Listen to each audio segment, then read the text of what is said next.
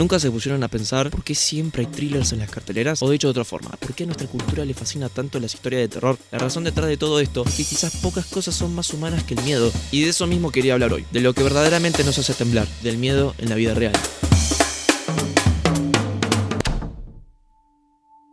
Creo no ser el único que de niño sus temores se personificaban en monstruosidades absurdas e improbables. Sinceramente creí que a medida que creciera dejaría de tener miedo, y en cierto sentido eso es verdad, porque ya no tengo miedo. Ahora el miedo me tiene a mí. ¿Cuál es el perímetro de miedo en mi vida? Quiero decir, imaginemos que el miedo gobernara nuestro espíritu. ¿Cuáles serían sus fronteras? ¿O cuántas áreas de nuestra vida estarían bajo su dominio? Lo más probable, aunque no parezca tan obvio, es que el miedo controle por completo, totalmente, tu vida. Me vas a decir que no temblás nunca ante nada ni nadie, que no tenés miedo. Pero ¿qué es lo que sucede cuando buscas vestirte bien? ¿O buscas muchos seguidores? ¿No es eso acaso miedo a lo que los demás piensan de vos? O imagínate que si ahorrás o conservas tu plata, ¿no es eso miedo a lo que puede venir en el futuro? Cuando estudiamos, vas al gimnasio, trabajás, te alimentás bien o mal, socializás, haces arte, reís, llorás, no te presentás a ese final, todo eso bien. O una reacción al miedo o se relaciona con él de algún modo. Quiero decir que cuando no hacemos algo por miedo, lo hacemos para descansar de él. Todo esto es como una especie de marionetero que no hace más que divertirse de nuestras decisiones y destino. Creo de igual manera que existe que él pierda todo el poder sobre nosotros, pero de eso hablaremos más tarde. Como dije, nadie puede jactarse de no tener miedo, porque con algún temor nos enredamos, ya sea el miedo a la exclusión social, a la soledad, a la violencia, a la obsolencia tecnológica, al fracaso profesional, o a la pérdida de privacidad o enfermedad, a la inseguridad o a la pérdida de control. La lista podría ser interminable. Y alguien de acá podría hacerse una pregunta que es totalmente válida.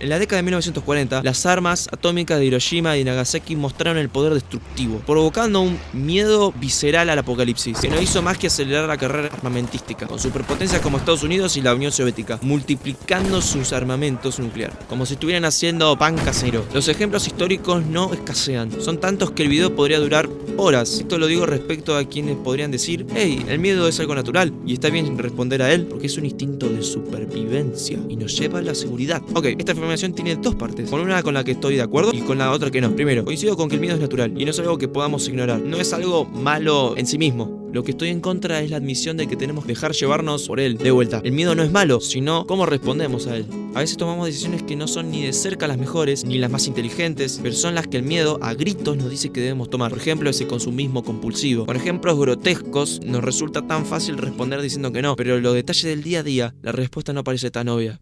En esta sección voy a dar por sentado de que todas las personas del universo vieron Monster Inc. Son muchos los significados que esconde esta cinta, pero les quería compartir la mía. En la vida, para hacer lo que hacemos, necesitamos motivaciones. Como si se tratara de un combustible, una fuerza o una energía. Al igual que la ciudad de Monstrópolis también la necesita para funcionar. Ahora, esos tanques de energía pueden llenarse de miedo. El miedo puede ser ese combustible que los impulsa a actuar cada día. Ya pueden imaginar a dónde voy, porque hay una segunda manera de tener motivaciones. Y por eso la pregunta.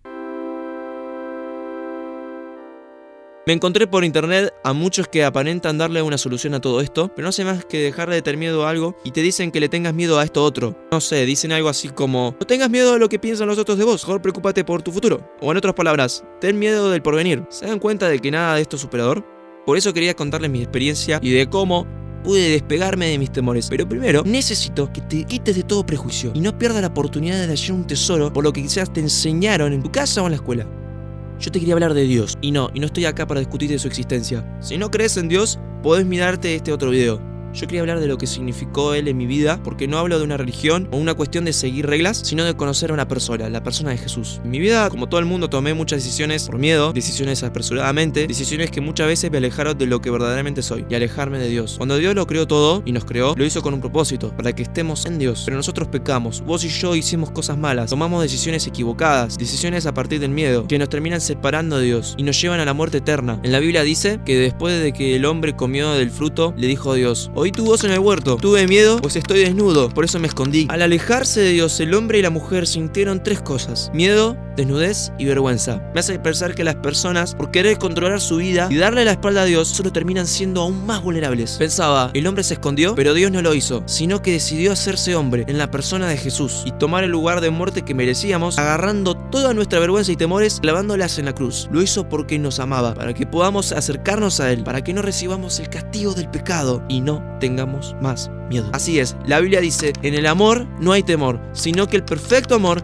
echa fuera el temor, porque el amor lleva consigo castigo, pero el que teme no ha sido perfeccionado en el amor. Y quiero contar una cosa que descubrí el otro día. ¿Sabes cuál es la frase que más repite Dios en la palabra? No tengas miedo. 365 veces, como si nos dijera todos los días del año: no tengas miedo, no temas, confía en mí. Ahora, si confío en Dios, si confías en Dios, ¿qué miedo podemos tener? Ya no tendríamos miedo al rechazo social, si ya tenemos la mayor aceptación en Dios demostrada en la cruz. Ni miedo al futuro, si conocemos al dueño del tiempo. Ni miedo al fracaso, si ya tenemos la mayor victoria. Ni miedo a perder el control, porque conocemos a quien lo tiene todo en sus manos. Te quiero invitar a que no vivas con miedo, que te desenredes del juego del temor. Te quiero invitar a que vengas en los brazos de Dios, que lo dejes todo bajo sus pies.